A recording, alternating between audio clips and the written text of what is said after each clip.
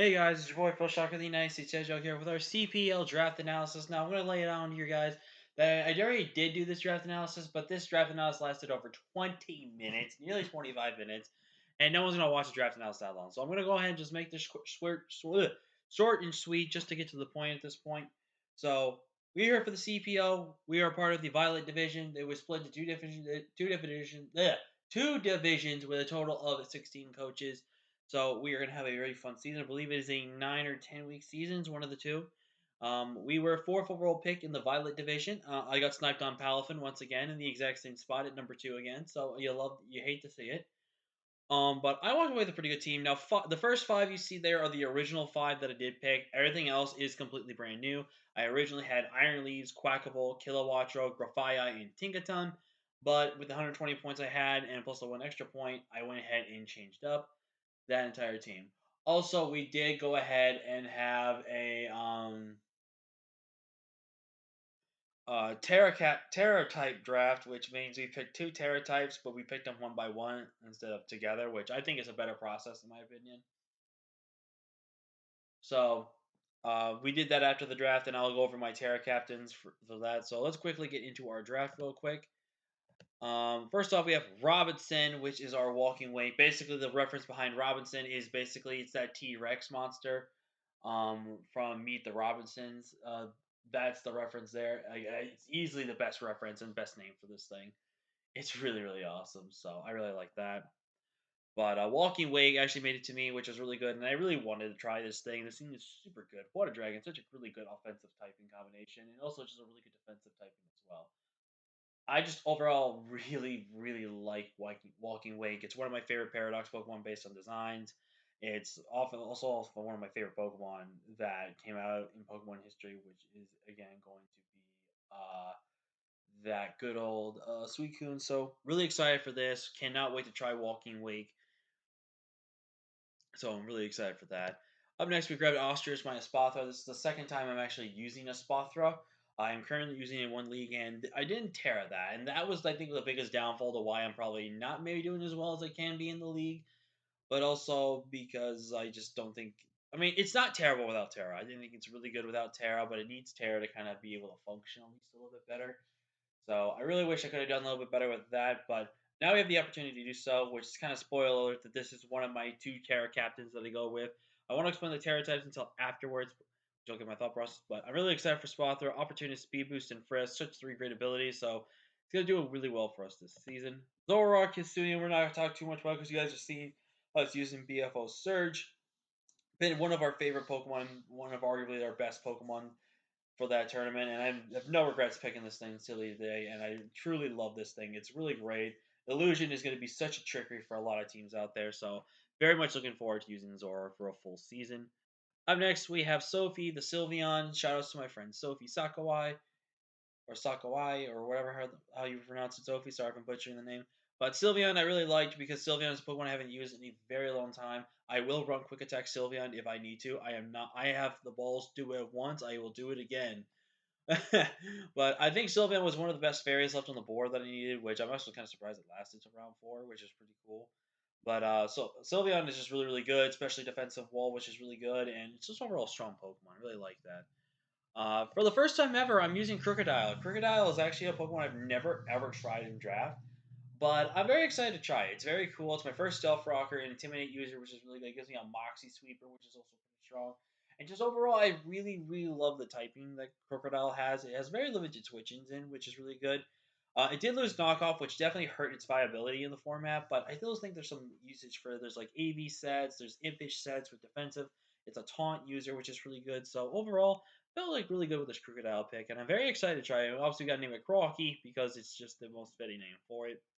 Now let's get into the transactions I have for this team. So first up being Captain Magma. That is a SpongeBob reference. If you haven't know the reference, you should be ashamed.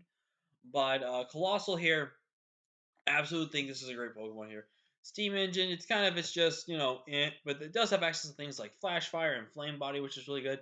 I could run Steam Engine if I really think there's an option for me to really be able to run that with my set. But there is a reason I could run that because then this is one of my other Terra Captains. I decided to make this my other Terra Captain. I do think when you pair it with Fighting or Electric, it's not really the worst type combination for it. I did go with electric because again, it can just this thing sit in front of water types so freely. And most times when I'm not water types, I always click in this thing or always going to click the water move because there's no drawback. Even clicking onto a grass type, and which is really cool. So I'm very excited to see how Colossal will do for us this season. I really want to try to get some Colossal sleeps and try to use this thing offensively. But this also gave me a Spiker, a Stealth Rocker, and more importantly, a Rapid Spin user, which is pretty cool. So I'm very excited to try out Colossal as I've never used it before in drafts. So it's going to be really fun. Up next, we're bringing back an OG. If you guys remember the time we did this weird, like, tier 3 below league where they allowed Spectre, but you couldn't use Nasty Plot. You could have certain mons in this tier. Like, there was a lot of Pokemon that were super questionable in this format. One of the ones we picked up was Heracross, and it was easily the MVP of the team. It carried us. I think it got 6 KOs, too, which was really cool. And I've never used Heracross ever since then. So this is my first official season with Heracross. So I'm very excited. Trailblazers was one of its cool tech ideas it got on. So gut sets are really strong on this Pokemon. So I really, really like it. So I'm really excited to try Heracross for a full season. This is my first time using it. Arbolive, aka Olive. Here, I originally was having Serena, but apparently Serena was already picked up, and no one made a marking of that. So that really sucked because that was a second rapid spinner that I would have definitely loved to have, but it's whatever. But Arbolive here is gonna be really good. It gives me Seed Sour, which gives me this grassy terrain, which means I can have like a nice little like ground immunity type thing here, which is really good because I think that's one of my problems with my team is a bit ground weak, but I think I have a really good coverage to it, so I'm really hoping it really pays off. And this was still on the board, by the way. I don't know why this was still on the board, so I decided to just pick it up because I feel like having dual offensive water wasn't the worst thing in the world. Because most water absorbed Pokemon actually can get beamed down by Walking Wake and Greninja, and as long as I have some really good coverage options around them, I don't think it's the end of the world if they're both double water here. Especially since I have double dark. Like Fairy now really messes me up. Like I only had one switch into Fairy, so I had to prioritize anything I can to really switch into Fairy with my Steel and my Poison. So I can at least somewhat pressure Fairies. But I felt pretty good with this. But I was not gonna pass up on using Protein Greninja, man. Like I've never used Greninja before, anyways. I only use Greninja base because of Ashgren, but I hate Ashgren. It's not really a fun mon to use. Absolutely love Greninja, and I am so excited to finally get to try this Pokemon out. Up next, I had some points still left over. At this point, I had like 10 some points, I think like 16 or something. And I really need to start getting some budget stuff, kind of ish. I was thinking about getting Magnezone, and then it's like a really like cheap 1 to 2 pointer that was all that was left. But overall, I was thinking to myself, you know what? I really want to get something really, really good. Shitty. And that's when I decided to grab Magneton. It's really good trapper with Magnet Pull. It does force specific prep on steel types now to run Shed Shell possibly. Because Magneton is a steel type and electric type that can actually beat steel types because steel types usually will carry ground coverage. But Magnet Rise, Magneton obviously is really good. Eviolite or Shuka Berry, really checks them as well. So overall, I'm super excited. Never used Magneton, but I'm really excited to see how it does for us this season. Up next, we have our boy Swallow here, aka Mellow Jello, because he's pretty mellow for being a Jello, because he's a fellow. Oh, I'm sorry. But Swallow's really cool. It gives me Toxic Spikes, which is really cool. And actually has some pretty decent abilities. Liquid Ooze, which is pretty good because it punishes any person that wants to try to run, Giga Drain or anything like that. Sticky Hold, so that way I guarantee to hold onto my item, but the only worst possible thing about that is just knockoff damage. But other than that, it's really, really good. It gives me a Pokemon that switches and gives it absorbs Toxic Spikes. It is a Pokemon that does need to be considered in prep because I'm actually bringing Swalot in MDDL, which you guys will see that probably doesn't have the world's best matchup, but is coming just because I think it matches up really well if I get the sets going with it as well. So overall, I'm pretty excited for this, and I cannot wait to try Swallow for this season. It's gonna be really great. And last but not least is Squawkabilly. Now I will be able to access all forms of Squawkabilly, which means I have the hidden ability of Guts and Sheer Force on the white and yellow, but I have Guts on the blue and green. We're naming this bad boy Elvis. I don't know why his name changed out there, but this is Elvis just because of the hair. Honestly, I just went for a fun pick. It's definitely a mon I could see myself bringing, and that's one thing about my whole draft. Besides, pretty much probably like my top five, either possibly top six. Everyone from this row as well. I can pretty much see myself bringing at least everything once, guaranteed, at least once, because there's such more diversity. And I think this is one thing that my team is going to have since I did actually full send to 12 mons, which is something I usually don't ever do. But since there were so many points left over I had, I decided to just go for it, just because it's forces more prep on my opponent's end, and it's just overall I felt like it was going to benefit my team.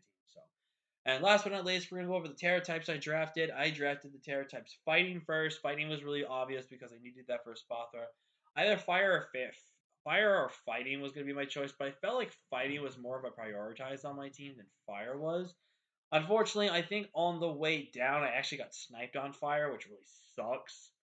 But it wasn't in the world. And then um it came back to me. I was thinking ground, but ground got sniped up and stuff like that. So there was really limited types left. So the only typing I kind of wanted to go with is typing because it's my favorite typing in draft. It was electric. And looking at paired with Colossal and Spother, I think it's electric will actually work relatively well for me because electric will help Colossal deal with those water types that it does not want to deal with. It still can't beat ground types effectively well, but that's again a thing where if I think electric is super spammable against my opponent with Spothra, Spothra does that access to things like energy pulse, so it can beat ground types 1v1, especially if it gets a calm line going as well. So that's the reason behind my Terra types and my Terra captains and my team overall. Let me know what you guys think of this team. It definitely has like pretty much like majority, if not at least three-quarters of this team is something I've never used in draft before or anything like that. So very excited to try this team out. Hopefully, we do well this season. This is going to probably be the last upload league I do until all my other leagues just die out at this point in time. Because again, my work season is going to full time, and I really need to focus on work after this. So, yeah, this is probably the last league I will upload after MDDL and everything else. So, thank you all so much for watching. Like, comment, share, and subscribe. Let me know what you think is the best mod on our team. And with that being said, I'll see you guys next time. And until next time, everybody, peace.